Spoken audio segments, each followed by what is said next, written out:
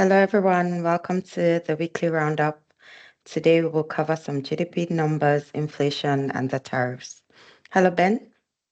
Hi, Eva. Happy snowy day. Snowed in. That's right. Okay, we're gonna start off with the big one, the tariffs. Where is the possible landing point on this, and how does this affect growth, inflation numbers, both in the US and Canada? Yeah, thanks. Yeah, there was a lot of excitement over last weekend around what's going on with the tariffs, and it looks like February 1st, he planned it for a weekend, which I think probably was the right decision, and then got to see how the world and markets were reacting to the likelihood of tariffs. And so you had the economists of the world, or at least the Canadian economists, working around the clock on the weekend, trying to prepare for what could potentially happen on the Monday or so. And so there was lots of news flow. Sunday afternoon, Sunday evening was pretty negative. Futures market, Canadian dollar got down to 67 cents or so. We'll see. 148, something like that on the other side with the currency. So Canadian dollar was panicking. And bonds were also starting to react to the upside where yields were falling. And so there was a lot of panic, lots of writing, lots of things to read and go through. When we got to Monday morning, seems like things settled down a bit. Markets were down a little bit.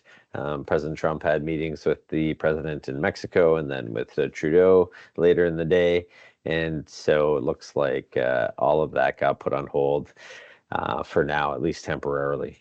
What does it mean, though? What's the likelihood of how that's adjusted forecast, at least from an economic perspective, is we think that rates will come down faster than we expected in Canada.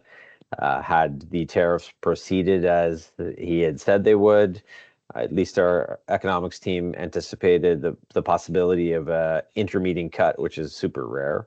And so we don't have a meeting in February, so the next meeting for Bank of Canada would be early March.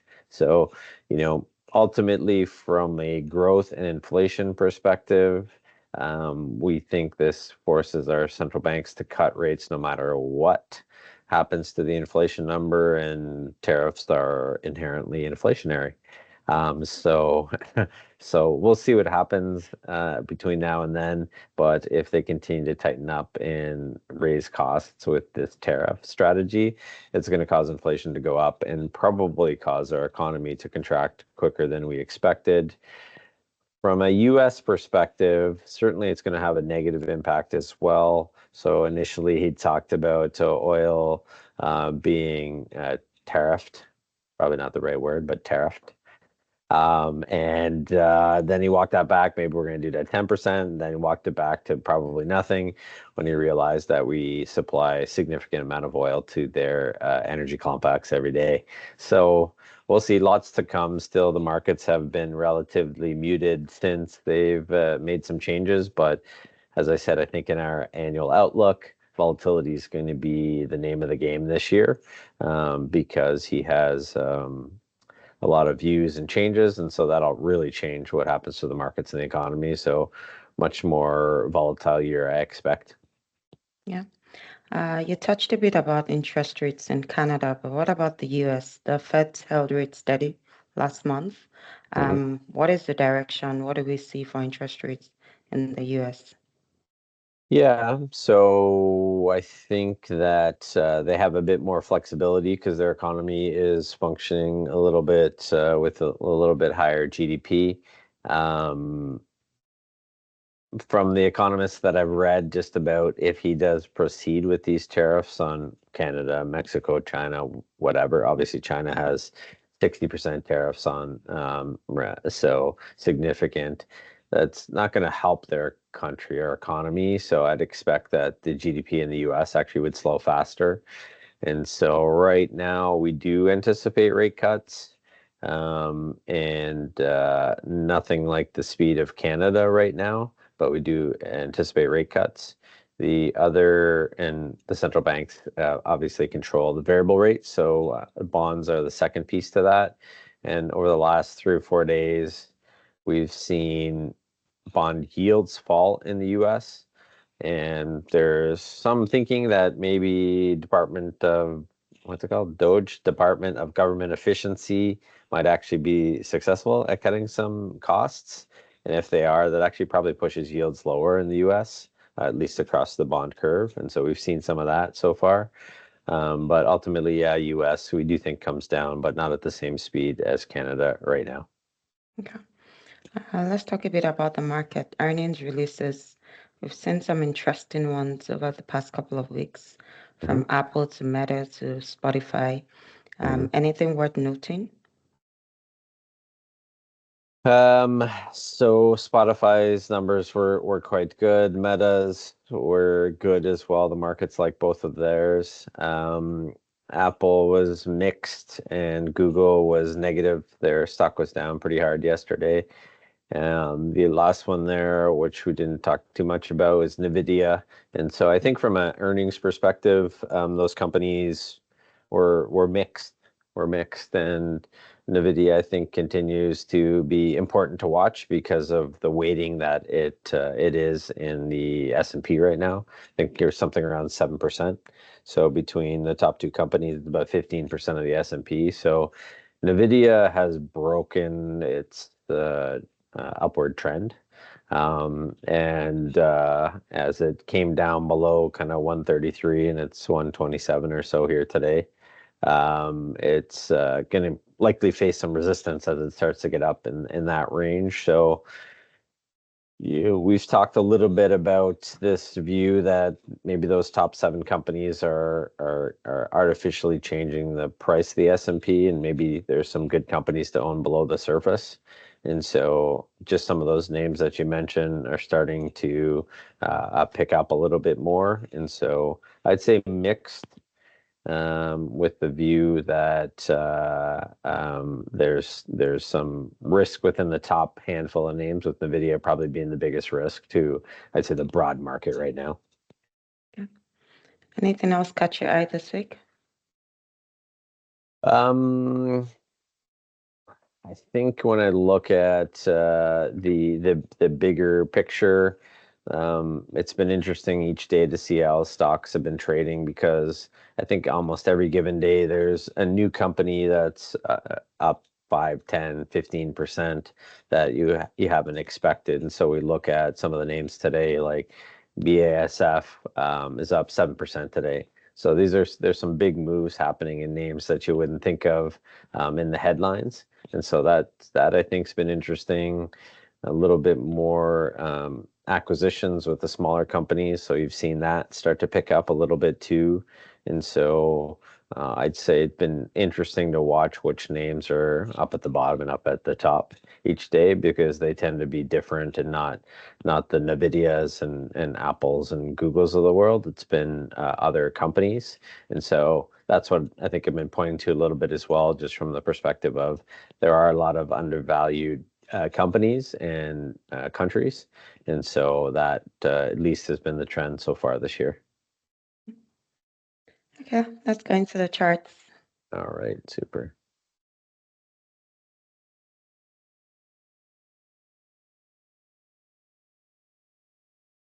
Right.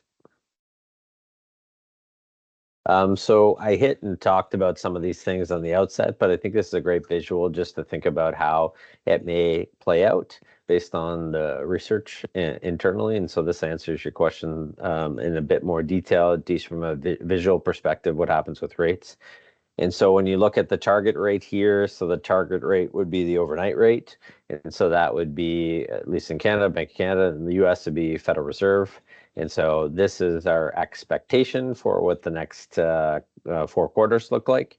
And so we're presently at 3% in overnight rate, and we think that end of Q4 we go down to 1.5.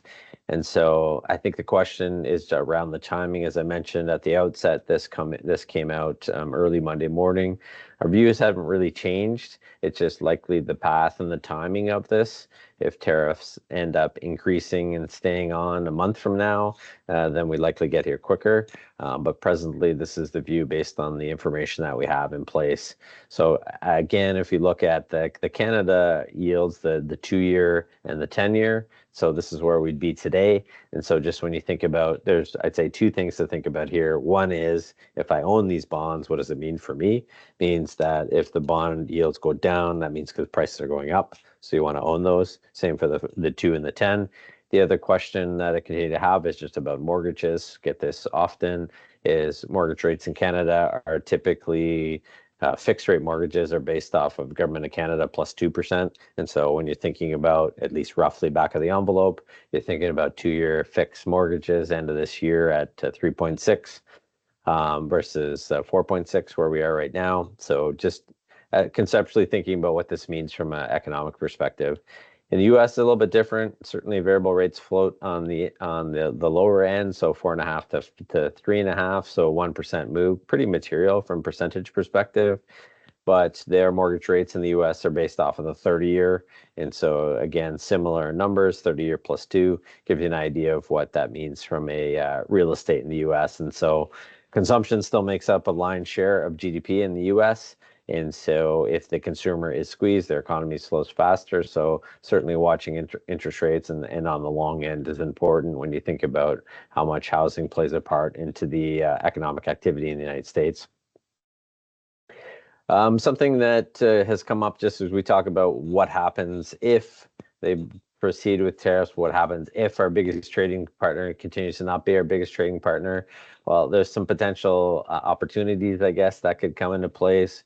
We used to do a lot of manufacturing, but have outsourced that for many years. Canadian dollar continues to weaken. Maybe there's a turn and attention back towards manufacturing in Canada. And certainly this is a potential opportunity set, interprovincial relations, which we talked about.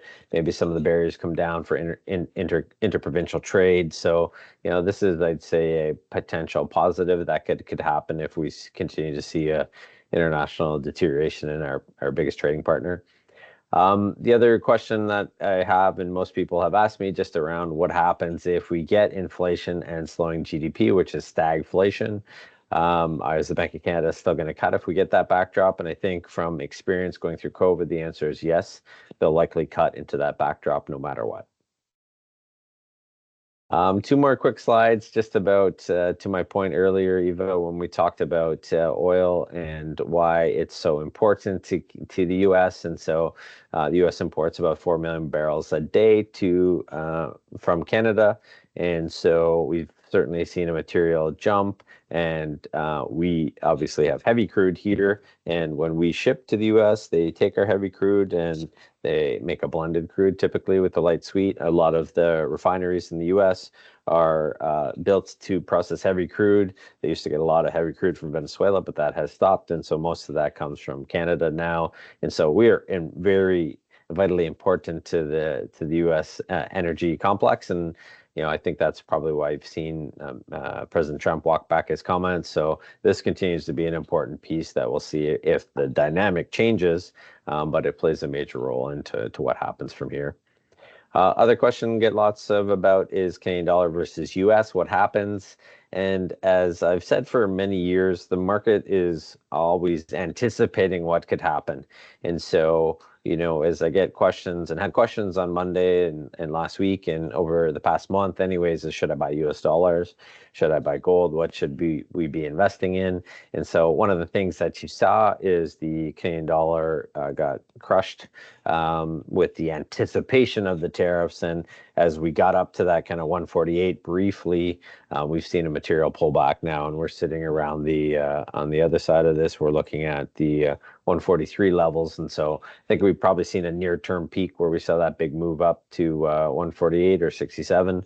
And now the market's starting to price in some adjustments. And so if we continue to move forward on the tariffs in a month from now, markets already start to anticipate what that's going to mean. So you probably don't want to take a material increase in currency trading right now because a lot of that move's already priced in.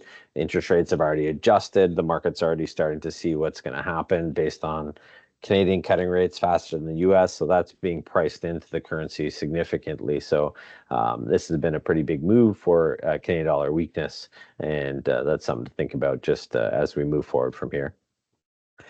And so, as I say, that this is just a quick disclaimer here. Everything that I say today is not necessarily an opinion of National Bank Financial. If you have any questions, certainly feel free to reach out or speak with your financial advisor. So, thanks. That's it, Eva, on the charts today. That was fast. Good one. Yeah. Awesome. So what's on the agenda for next week?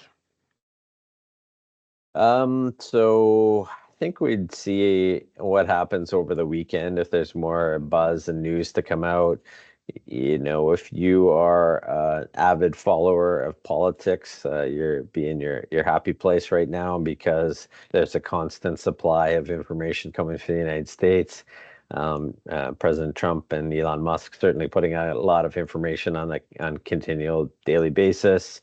We've seen new leadership in place. We've seen something in the neighborhood of 40,000 government workers in the U.S. already put up their hands, say they're willing to take a package to leave. I think they're looking at and reviewing 200,000 federal employees in the U.S. that could potentially lose their jobs. I mean, this focus on US aid too, where they've been cutting around the world, it's going to have reverberations. So I'd say there's plenty of geopolitical news having impacts, and so that can continue to cause more volatility in the markets. And so we'd be watching that. I'll continue to be interested to see how China reacts to all this because they've been quite quiet, and their stock markets actually performed quite well in the past week and a half. And so that'll be interesting to see how things play out from there. But no one particular thing for next week. But I think that the continued politics will play a major role for what happens over the next 30 days. And so we'll be watching that closely. That's plenty to watch. Yes, for sure. Thank you. For our clients, as always, please reach out to me if you have any questions or if you'd like to book a review meeting with Ben. For everyone, please visit, subscribe, and follow us on YouTube and LinkedIn at Hart Investment Group. Thank you for listening. Bye. Take care. Thanks.